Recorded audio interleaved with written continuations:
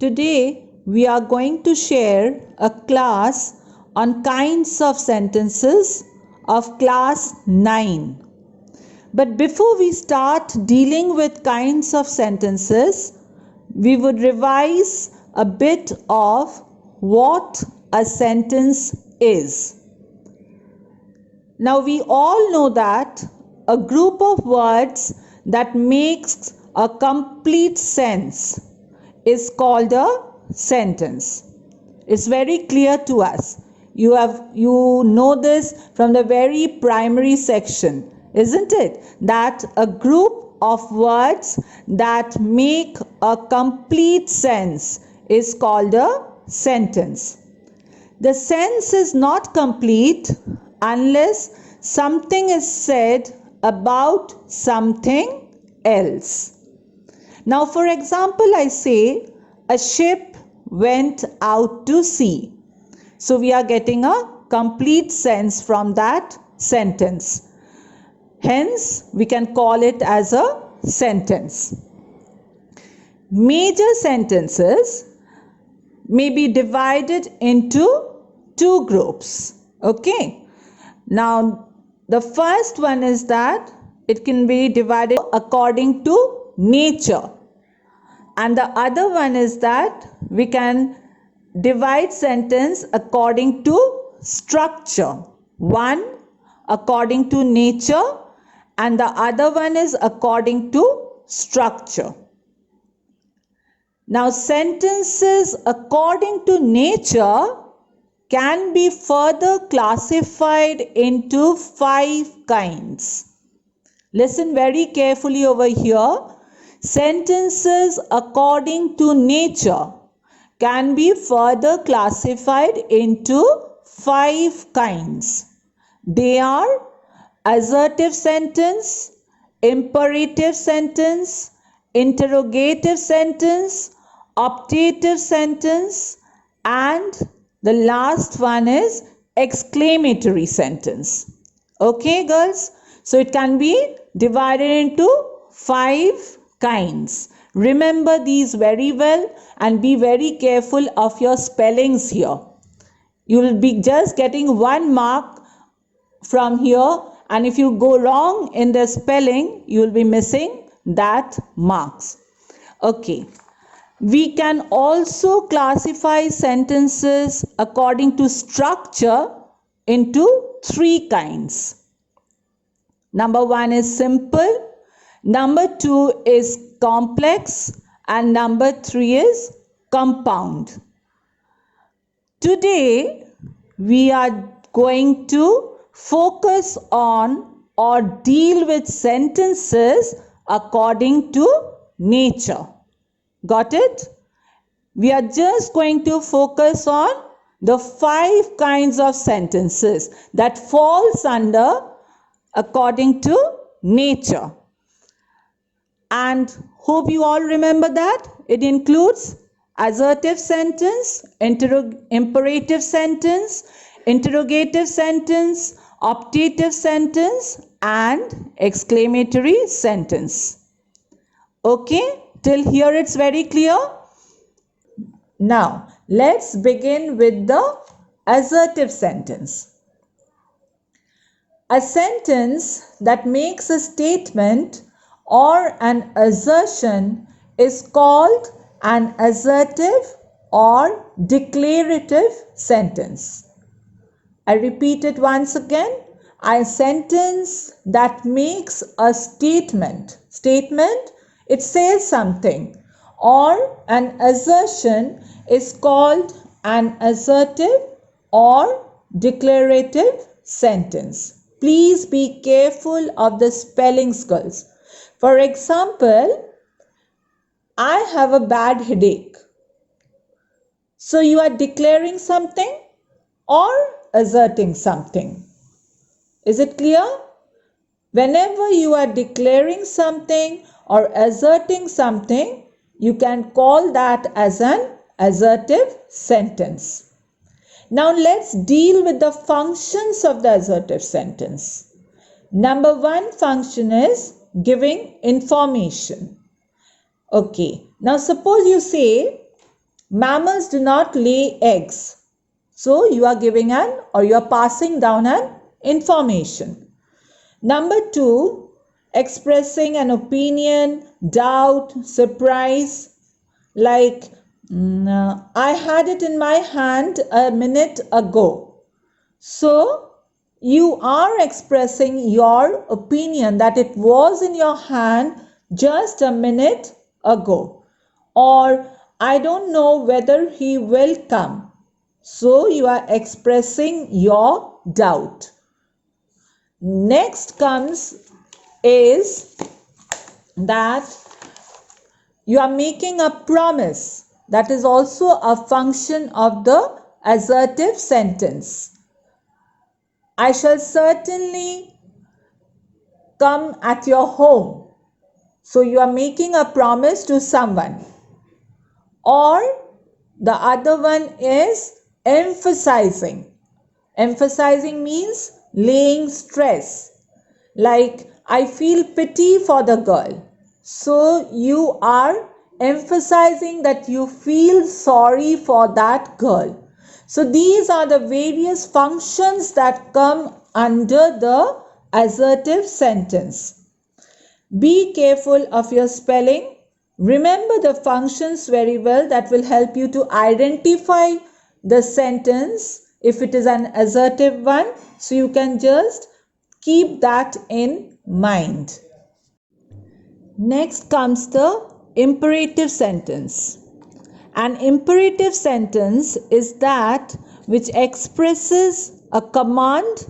Command means an order, a request, or an entreaty. It can also be used to give some advice. Now, the functions of the imperative sentences are ordering, reminding, requesting, and advising. Ordering, reminding, requesting, and advising. Now, for example, when you say, get up and stand straight. So, what function does it reveal? Isn't it an order? So, it falls under the category of imperative sentence. Go out. That is also an order. So, that also falls under the imperative sentence. Reminding someone of something, like don't forget to fasten your seat belt. So you are reminding someone to do something. Requesting, it's very easy. Whenever you request someone something for something, it falls under the imperative sentence. And the last one is advising. Do not go there. Do not smoke here. So you are requesting someone not to do something or to do something. That also falls under the imperative sentence. Now there are two very important things to be noted under the imperative sentence. Number 1, a negative imperative is formed by putting do not or never in front of the base form of the verb. I repeat it once again. Listen very carefully. A negative imperative is formed by putting do not or never in front of the base form of the verb. Now suppose I speak of a sentence, never believe a liar, which is the base form of the verb believe, right? And whenever you are putting never before it, it becomes a negative imperative sentence. Or for instance, I say, do not believe a liar. Here also the base verb is believe. And whenever you are putting do not before it, it becomes a negative sentence. Is that clear? Number 2, Sometimes we also use let in imperative sentences. For example, let us go through these papers. That gives an instruction. Let me bring it to you. You are offering to do something. Let the man be happy. You are wishing something. So all these things come under the imperative sentence. Next, we are going to deal with a very easy one, that is the interrogative sentence. Okay. Interrogative sentence, according to me, is the easiest of all. A sentence that any sentence that asks something is called an interrogative sentence. Interrogative sentences are of two kinds. One, beginning with an auxiliary verb, and number two is beginning with WH words. Okay, do remember that there are two kinds of interrogative sentence. Most probably in class 5, in class 6, you have come to know that what an interrogative sentence is. But here you are coming to know that interrogative sentences are of two kinds. One which begins with an auxiliary verb, and the other one is that begins with a WH word. A very important thing that should be kept in mind is that we always give a question mark at the end of an interrogative sentence. Without that, an interrogative sentence remains incomplete. That question mark is a very important factor for the interrogative sentence. When a WH question is asked, it expects a specific information about some particular person, thing, place, reason, method, or amount. It always will want a specific information about some particular person. It can be a person, it can be about any place, it can be about any method or any amount. And a WH question simply cannot be answered by yes or no. It can never be answered by a yes or a no. Now the functions that come under the interrogative sentence is that it asks reason. When you are asking for any reason, information, opinion, permission, everything is a function of the interrogative sentence. Like, why were you absent yesterday? So you are asking a reason. Do you know the way to Delhi? You are asking for information. Okay. Again, when you are making a request, you are making a request. Remember, in imperative sentence also, you could make a request. But here, when you are making a request, you have to put the question mark behind it. Like, would you please take your seat? Okay? And you are putting a question mark behind it. And that makes it fall into the category of the interrogative sentence. Expressing doubt. Who knows what's going to happen next? So, you are making a WH question over there. And it is also used when you are threatening someone, you are challenging someone, like, who dared to wound thee? Again a WH question. Who dared to wound thee? Okay? You are asking for a specific information about a particular person who is bold enough to carry this out. You are again asking a particular or a specific information about a particular person. Please do not forget to put the punctuation mark of a question mark behind each of your sentence when you are writing an interrogative sentence. Okay, the next one that we are going to deal with is the optative one. A sentence that makes some wish or a prayer is called an optative sentence. Often we wish people, isn't it, girls?